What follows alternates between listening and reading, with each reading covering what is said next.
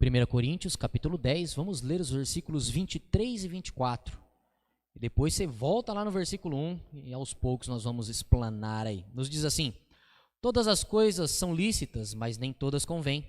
Todas são lícitas, mas nem todas edificam. Ninguém busque o seu próprio interesse, e sim o de outrem. Vamos orar? Graças rendemos-te, nosso bom Deus, por tua palavra e rogamos que pela tua lei, que pela tua palavra santa e eficaz em nossa vida, nos direcione, nos alimente, que o teu Santo Espírito nos preserve no nome de Jesus. Amém. Esse capítulo 10 dessa primeira carta de Paulo aos Coríntios vai falar acerca de um assunto bem interessante.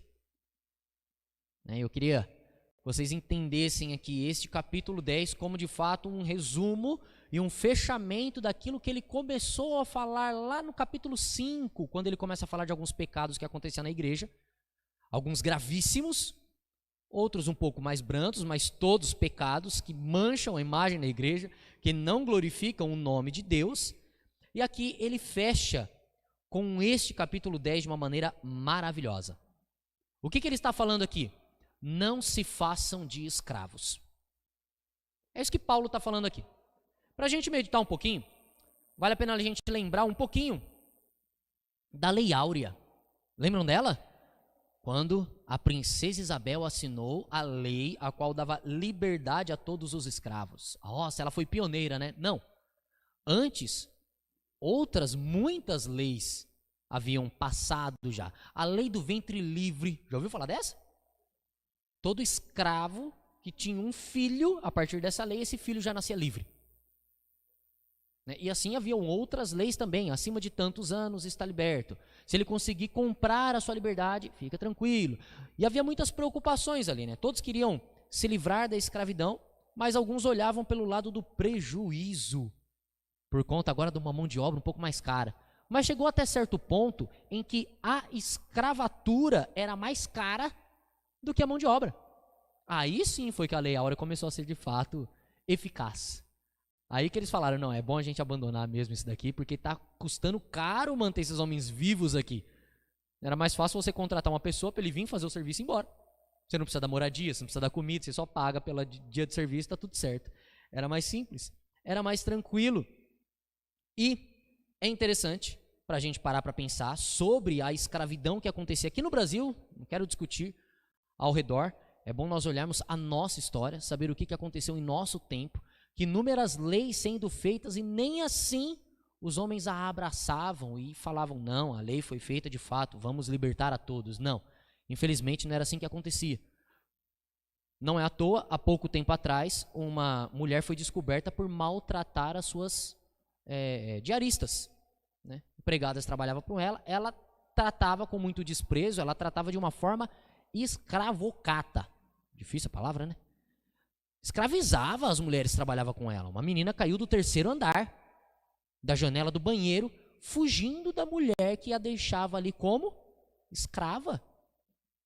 Já a Lei Áurea foi assinada 200 anos atrás. O que está acontecendo? Por vezes, parece que o ser humano não consegue entender as coisas que acontecem ao seu redor, não consegue ter uma noção ideal das coisas, não consegue dilatar o coração, como Paulo fala, não consegue prestar atenção na liberdade que nós temos de algumas coisas e que nós por vezes nos tornamos escravos de uma visão errada das coisas, fazendo outros de escravos também. Uma frase de Edmund Burke, bem famosa, diz assim: um povo que não conhece sua história está condenado a repeti-la. Famosa essa história, né? Muitas pessoas vêm falando bastante acerca de novidades que vêm surgindo, que parece ser novidade, mas de fato discussões parecidas já aconteceram. Discussões parecidas já antecederam e por vezes nós estamos num lugar falando, e agora? O que faremos? Como procederemos? Olhe para o passado e vejamos como os antigos fizeram e assim nós conseguiremos também aprender com os erros deles e acertar com os acertos também e seguir um pouquinho. Quero falar com os irmãos acerca de uma escravidão auto-infligida. Eu não quero falar de você ser escravo de alguém, mas você se fazer escravo de algo. É disso que Paulo está falando aqui. Quando nós nos escravizamos de algumas coisas. Então não há lei áurea que liberte a nossa mente da nossa própria escravidão. Não liberte as nossas preocupações da nossa própria ansiedade. Não há coisa que consiga nos libertar de nós mesmos, a não ser o Evangelho de Cristo Jesus. A não ser abraçar verdadeiramente a fé, abraçar verdadeiramente a palavra de Deus e buscar no Espírito Santo uma mudança sincera de vida. Eu quero falar sobre a escravidão auto-infligida. É algo um pouquinho difícil, mas é a escravidão que você mesmo coloca para você, a si. Então eu quero explanar de uma maneira bem simples, vamos passando em alguns versículos, entendendo como que Paulo está tratando este assunto, que ele está falando exclusivamente deste assunto, e ele usa exemplos maravilhosos. Olha só, primeiro ele vai falar de não abuse da liberdade. Primeira coisa que ele vai falar, vocês são livres, mas cuidado com a liberdade. A liberdade é uma dádiva, se você souber usá-la. Se não, ela é escravizadora também. A própria liberdade pode te escravizar. Como assim? Olha o exemplo de Israel, versículo 1. Ora, irmãos, não quero que ignoreis o que os nossos pais estiveram todos sob a nuvem, e todos passaram pelo mar, tendo sido todos batizados, assim na nuvem como no mar, com respeito a Moisés. Todos eles comeram um só manjar espiritual e beberam da mesma fonte espiritual, porque bebiam de uma pedra espiritual que os seguia. A pedra era Cristo. O que ele está falando aqui? Todos eles desfrutaram dessas dádivas. Todos eles se viram na escravidão no Egito e libertos do dia para a noite. Em uma noite, na virada de uma noite, ao fugir depois da Páscoa, eles passam pelo mar. E ali eles começam então a ser alimentados diretamente pela mão de Deus. Eles saem da escravidão do Egito e passam a viver a liberdade num deserto enorme e com Cristo sustentando eles constantemente. Paulo faz uma alusão aqui ao batismo e à ceia. Ele fala do pão que desce do céu e da rocha que brotava água, que era Cristo. Então ele está falando do sangue de Cristo, do corpo de Cristo e do batismo que há, saindo da escravidão e entrando na liberdade, na peregrinação para a terra prometida. Nessa nossa transição, desde o nosso nascimento verdadeiro espiritual, nós estamos trilhando neste deserto que nós passamos agora, aguardando chegar na Jerusalém Celestial. O que Paulo está falando aqui é, não ignoreis o que aconteceu com os nossos pais. Olha o exemplo deles. Todos vislumbraram essas coisas maravilhosas. Versículo 6. Perdão, 5. Entretanto, Deus não se agradou da maioria deles, razão porque ficaram prostrados no deserto.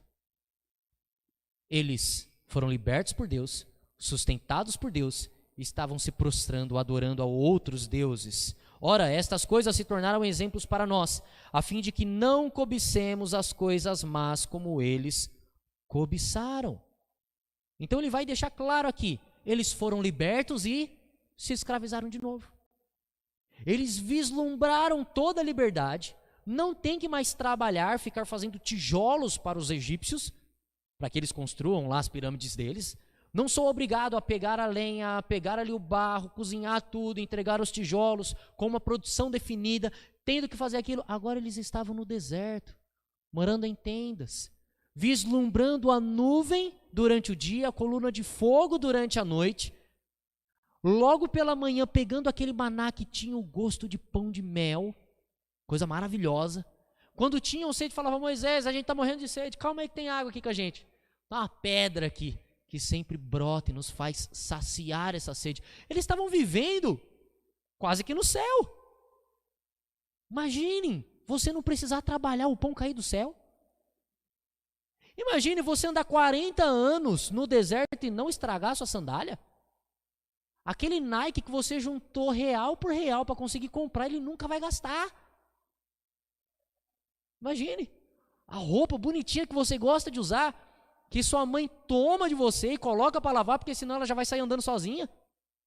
Imagine essa roupa não gastar, não ficar com aquele furo que você fala, ih, agora não tem jeito, ó, vou ter que parar de usar.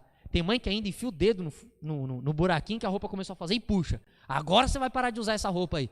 Pelo amor de Deus, não aguento mais você com essa camiseta, tá curta. Você continua usando, tá apertando e você continua usando. Quem tem filho sabe bem, né? Rapaz, o Fernandinho tem uma camiseta favorita lá. Minha mãe até brinca, mas menina, essa camiseta de novo. Imagine não estragar, conseguir usar constantemente, sem estrago nenhum. E o que eles fizeram? Com toda essa liberdade, jogaram no lixo. Se prostraram diante de alguns deuses. E Paulo vem dar exemplo. Ele não para simplesmente falando, e eles erraram. Agora vamos falar de nós. Não! Ele vai aprofundar o assunto. Olha só, versículo 7, ele vem falar o que eles fizeram. Não vos façais, pois, idólatras, como alguns deles, porquanto está escrito. O povo assentou-se para comer e beber, e levantou-se para se divertir. E não pratiquemos imoralidade, como alguns deles fizeram, e caíram num só dia 23.000. Do versículo 8, a imoralidade ali com os deuses midianitas, quando eles se misturaram com os midianitas e adoraram aqueles deuses, naquele dia, morreram ali com eles 23.000. Versículo 9, não ponhamos o Senhor à prova, como alguns deles já fizeram e pereceram pelas mordeduras da serpente. Lembre, quando Moisés até teve que fazer uma serpente de bronze e ali levantar, e todo que a olhasse ali seria curado da picada da serpente. Versículo 10, nem murmureis, como alguns deles murmuraram e foram destruídos pelo exterminador. Eles murmuraram contra Arão e Moisés, porque só eles podem ser os sacerdotes, porque só eles podem acender o incenso, porque só eles podem fazer isso. Aí aquela passagem do bordão de Arão, o único que floresce. E Deus fala, na mão daquele que florescer, essa vara seca, pega um pedaço de pau, pega um cabo de vassoura. Se sair uma flor desse cabo de vassoura é porque eu abençoei. Como vai sair uma flor do cabo de vassoura? Não era uma planta, não era uma árvore isso? Eu vou fazer nascer uma flor desse negócio aí. De quem eu fizer nascer é porque ele é o meu chamado. E assim aconteceu com Arão. E como consequência, muitos morreram por conta dessa murmuração, dessa presunção. Estas coisas lhe sobrevieram como exemplos e foram escritas para a advertência nossa, de nós outros sobre quem os fins dos séculos têm chegado. Então olha aí, ele vem fechando falando que isso não está distante de nós, isso é para nós. Por que isso está escrito na Bíblia? Para que nós aprendamos que eles tiveram essa liberdade maravilhosa e se escravizaram, se fizeram escravos de sua liberdade. Ele continua, aquele, pois, que pensa estar em pé, veja que não caia.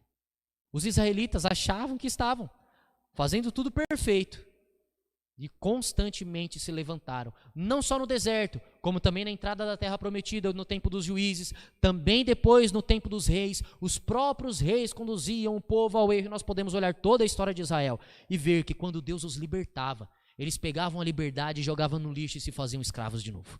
E isso está registrado para que nós aprendamos com os nossos irmãos. Aquele que veja que está em pé, pense estar em pé, veja que não cai. Aquele que pensa estar em pé, veja que não caia. E ele diz, depois, versículo muito interessante esse 13, não vos sobreveio tentação que não fosse humana, mas Deus é fiel, e não permitirás que sejais tentados além das vossas forças. Pelo contrário, juntamente com a tentação, vos proverá livramento, de sorte que a possais suportar. Reverendo Augusto Nicodemos diz algo muito interessante aqui. Ele fala mais ou menos assim, Deus não dá uma tentação que não seja humana, mas às vezes a gente procura. Tem gente que procura algo que não vai poder suportar. Não é Deus que está dando, é a pessoa que vai atrás. É como se fosse um ex-alcoólatra falando, não, agora eu estou curado, não tenho mais esse mal. E fica conversando com os amigos no boteco. A tentação está vindo de Deus?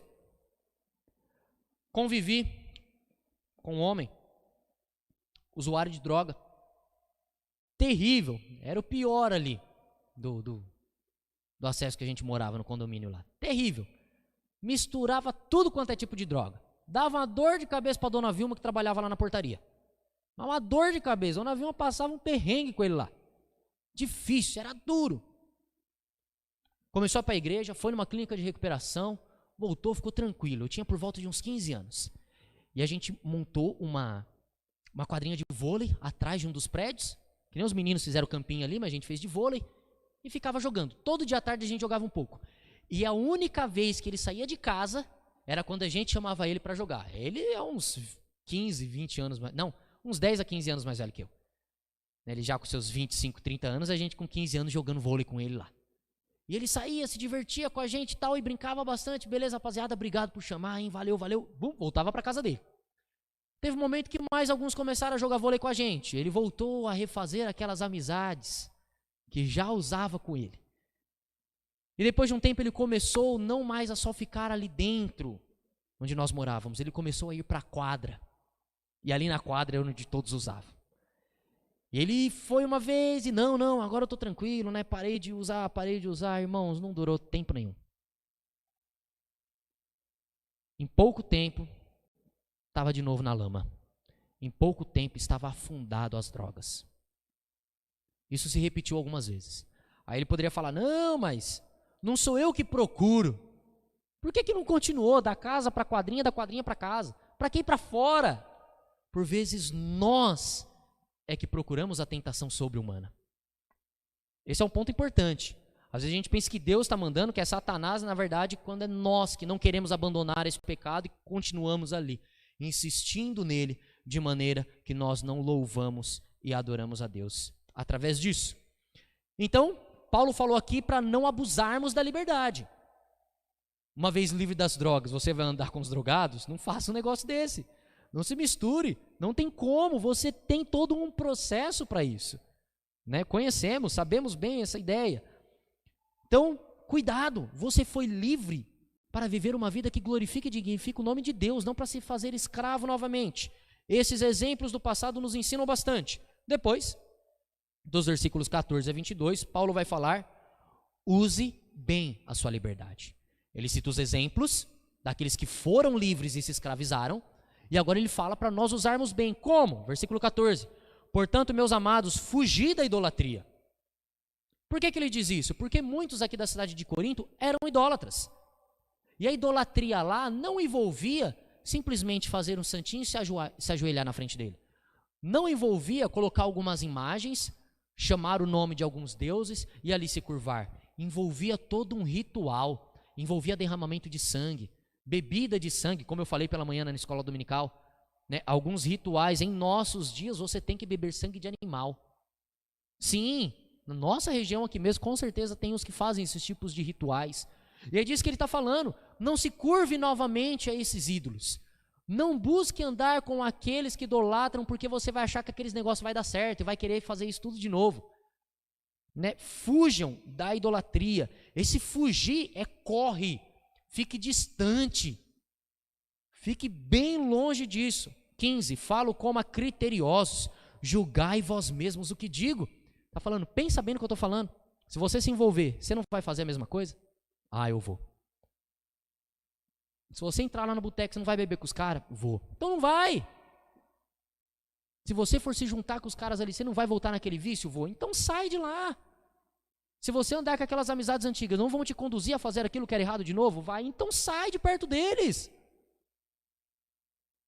Sejam criteriosos com as coisas, é o que Paulo diz no versículo 15. 16, porventura o cálice da bênção que abençoamos não é comunhão do sangue de Cristo? O pão que partimos não é a comunhão do corpo de Cristo? Porque nós, embora muitos, somos unicamente um pão e um só corpo, porque todos participamos do único pão. Que ele diz, nós somos um corpo, nós estamos juntos. Então nós também devemos nos ajudar nesse sentido. Devemos nos auxiliar acerca do vício ou da tentativa de abandono do vício do nosso próximo, não permitir que ele caia, conduzi-lo a uma maneira que ele não caia ali novamente. Depois ele vem dizer acerca ainda mais do sacrifício, que essas coisas de fato não existem, não são mesmo em si, mas fere a consciência daqueles que acham que assim existe. Olha o versículo 18. Considerai o Israel segundo a carne. Não é certo que aqueles que se alimentam do sacrifício são participantes do altar? Que digo, pois? Que o sacrificado ao ídolo é alguma coisa? Ou que o próprio ídolo tem algum valor? Antes, digo que as coisas que eles sacrificam é a demônios que as sacrificam, e não a Deus. E não quero que vos torneis associados aos demônios. Não podeis beber o cálice do Senhor e o cálice dos demônios. Não podeis ser participantes da mesa do Senhor e da mesa dos demônios. Ou provocaremos zelos no Senhor? Somos acaso mais fortes do que ele? Acredite, se você participava daqueles rituais de idolatria, você não pode mais fazer isso, porque agora você é um em Cristo. A gente canta, né? Eu sou um com você. Não cantamos isso? Por quê? Por conta da união mística com Cristo Jesus. Nós somos unidos a Cristo e somos unidos uns aos outros. É isso que nós celebramos na ceia do Senhor, a unidade com Cristo.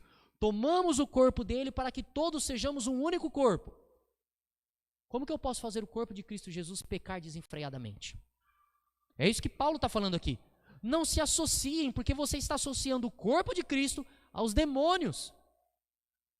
Está participando de alguma coisa sagrada, de alguma religião, você está fazendo parte de mesa de demônios, se não for da ceia do Senhor. Se não for algo cristão, e você mesmo assim o participa, você se faz um com o demônio, ali adorado, ali exaltado, ali representado. Então é o perigo, é o risco. E depois então dele falar de nós usarmos bem a liberdade. Você é livre, mas não vai usar essa liberdade para se prender a demônios. Use bem a liberdade. Não se faça escravo novamente. Então ele fecha. Como que ele fecha? Ele fecha falando da liberdade para a glória de Deus. Como que eu devo usar a minha liberdade? Pastor, eu sou livre. Sou livre. Os grilhões do pecado que me prendiam foram quebrados? Sim, foram quebrados. Então eu posso fazer tudo? Versículo 23. Todas as coisas são lícitas, mas nem todas convêm. Todas são lícitas, mas nem todas edificam. Posso fazer tudo? Pode. Devo fazer tudo? Não. Não. Tem coisas que não convêm. Nós sabemos disso. Sabemos bem sobre essas coisas. Isso é ponto pacífico a nós. Vamos continuar. Ele continua falando. Ninguém busca o seu próprio interesse, e sim o de outrem. Comei de tudo que se vende no mercado, sem nada perguntardes por motivo de consciência, porque do Senhor é a terra e a sua plenitude. Então o que ele está falando aqui? As carnes que são sacrificadas, porque o que eles faziam? Sacrificavam os animais, pegavam o sangue e algumas carnes para adorar o ídolo, e o que sobrava eles vendiam no mercado. E lá tinha carne que era de animal sacrificado e de animal que não era sacrificado. Como saber? Imagine que você vai no açougue, aí você pergunta, essa daqui é de sacrifício? O cara vai falar, ih rapaz, eu acho que eu misturei tudo agora, viu? Não sei dizer não. Ah, compra aí. Eu sei que é maminha, leva. Eu sei que é a picanha, leva, rapaz, é carne boa. Aí você vai ficar, ué, rapaz, mas foi sacrificado ou não foi sacrificado? E agora? Olha o que Paulo diz. Ele vem falar, comei de tudo que se vende no mercado, versículo 25. Tudo que vende lá compra. Mas olha só onde estão os limites da nossa liberdade. Versículo 27. Se algum dentre os incrédulos vos convidar e quiser dizer, comei de tudo que for posto diante de vós, sem nada perguntardes por motivo de consciência. Pessoa lá que faz adoração aos seus ídolos, que degola a galinha, derrama o sangue, aquela galinha que foi sacrificada ele assa, para que aquilo seja de fato para o ídolo, para que na hora de comer é como se você estivesse comendo ali do ídolo dele, para que se alimente daquele ídolo. Então você chega lá e não quer nem saber o que está acontecendo. O terreiro está cheio de sangue. Aí você vai olhar e falar, ué, será que foi? Bom, não vou perguntar, eu vou comer. Por motivo de consciência não pergunte nada. E ele continua. Consciência digo, não a tua própria, mas a do outro. Porque se você pergunta, é sacrificado? Eu não posso. Minha religião não deixa. O que ele acabou de dizer? Tudo é de Deus. Foi Deus que fez. Não tem animal mais santo do que o outro, uma carne mais purificada do que a outra, a não ser se esteja livre ali de algumas substâncias tóxicas. Porque espirituais não, continua sendo sangue, continua sendo carne. Pois, porque há de ser julgada a minha liberdade pela consciência alheia? Ele pergunta, por que a minha liberdade há de ser julgada? E ele continua, se eu participo com ações de graças, por que hei de ser vituperado por causa daquilo que dou graças? Portanto, versículo 31 é maravilhoso, quer comais, quer bebais, ou façais outra coisa qualquer, fazei tudo para a glória de Deus. Está sendo posto diante de você? Não pergunte, coma. Alguma coisa está sendo colocada como música, como algum tipo de ideia, gerenciamento, carro, Tem gente que batiza carro. Eu não sei até onde o povo vê essas coisas que água derramada sobre objetos pode trazer algum tipo de unção. Bom, na Bíblia eu nunca vi um negócio desse, mas tem. Aí eu vou comprar o carro, na hora de comprar o carro, mas esse carro recebeu algum tipo de dom espiritual? Eu lembro que uma vez os meninos que trabalhavam comigo lá, um rapaz comprou um carro, legal, um carro bom. E chegou um pessoal da igreja e falou, rapaz, vamos orar para ungir esse carro aí. Eu já fiquei olhando meio estranho, falei, ué, unção é de pessoas e não de objetos, mas tudo bem, que esse carro, onde ele vai chegar? O rapaz falou, ó, faz isso não, porque às vezes o pessoal pega o meu carro para fazer uns corre. Não é bom ungir ele não, porque vai que dá ruim, né? Servir a duas coisas não vai dar certo. Deixa servir ao diabo, então, não deixa servir a Deus não. Olha a consciência dos dois, né? Um querendo ungir objeto, o outro querendo falar, não, deixa pro crime. Não deixa para Deus não. O crime protege, tem um seguro do crime. Deus vai saber, né? Deus gosta das coisas certas, já que eu tô torto mesmo não dá certo. Imagina na hora de eu comprar o carro, eu pergunto, mas esse carro foi batizado? Não faz sentido algo desse tipo. Pergunta não, compra o carro e leva. É bom? Tá andando? Bora. Vamos seguir. Pega ele e sai andando. Tá funcionando? Liga, vira a chave e foge. Pode sair correndo. Então ele trata essas questões, né, acerca da liberdade. A nossa liberdade deve estar limitada. E qual é esse limite? 32. Não vos torneis causa de tropeço nem para judeu nem para gentios, nem tampouco para a igreja de Deus. Assim como também eu procuro em tudo ser agradável a todos, não buscando o meu próprio interesse, mas o de muitos, para que sejam salvos. Qual que é o limite da liberdade que Paulo coloca aqui para nós? Até onde eu sou livre? Até onde eu não faço meu irmão pecar.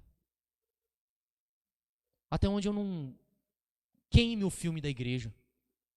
Colocar em linguajar bem comum para a gente. Até onde eu não mancho a imagem do meu irmão. Falei para vocês na semana passada, na escola dominical, né? Que se Paulo falava assim aos cristãos comumente, imagine ele como representante da igreja ali plantada. Se ele não fosse uma pessoa de boa índole e bom testemunho, todas as igrejas teriam um filme queimado. Todas as igrejas pagariam por aquela imagem queimada que Paulo deixou. Então é algo de se pensar. A minha liberdade vai até onde eu não mancho, eu não atrapalho o entendimento precioso de Cristo Jesus. Se eu estou fazendo alguém pecar, eu já me fiz escravo. Eu já me escravizei novamente.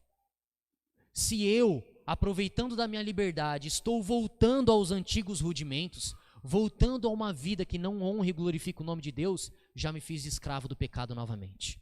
Como os Gálatas, que voltaram aos rudimentos da lei, voltaram a observar ali a circuncisão, o sacrifício de animais para expiação do pecado. Cristo não valia mais nada para eles. A liberdade deve ser bem usada para que Deus seja glorificado. Concluindo então, irmãos, fomos libertos para viver como livres. Cristo Jesus morreu na cruz do Calvário para nos dar libertação da condenação eterna. E eu me pergunto, por que então que nós nos fazemos escravos? E nos fazemos escravos de algumas situações. Somos livres para usar o tempo, mas nós desperdiçamos o tempo com muita coisa e ficamos correndo atrás daquele tempo que nos resta. Nós somos livres para o uso do nosso dinheiro, mas nós não honramos a Deus com o dinheiro e nos tornamos escravos das migalhas que restam. Nós somos livres para brincar na igreja, mas a gente está com uma pedra ali na janela e fica escravo do pastor, não dá algumas coisas para se divertir de novo. Nós somos livres para usar tudo que nós temos. O problema é que nós não usamos de uma maneira que honre e glorifique o nome de Deus. Consequência? Ficamos presos, ficamos como escravos. Sou livre para fazer o que eu quiser, eu cometo um crime e fico preso. Por vezes é isso que nós buscamos, é isso que nós fazemos. Irmãos, vivendo para o nosso dia a dia então, o que nós podemos observar, o que nós podemos então fazer? Primeiro, nós devemos observar o exemplo de Israel e entender, eu fui salvo para a liberdade. Eu fui salvo para quê? Para anunciar, glorificar e engrandecer o nome de Cristo. Tenho feito isso? Estava falando com os adolescentes, né, não só hoje à tarde, mas durante a semana. Aí eu falei, mas o que vocês têm feito? Cadê seus amigos? Vocês não chamam para vir para a igreja? Cadê seus vizinhos que vocês não convidam para a gente conversar? Pastor, é legal? Pastor, troca ideia de boa. Por que você não traz então eles para a gente conversar também e falar do evangelho de Cristo?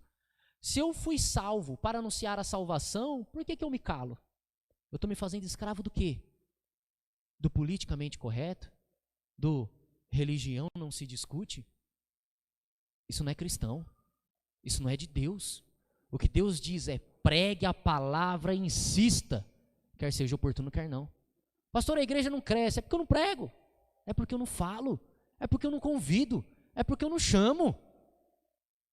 Nós nos tornamos escravos do nosso comodismo.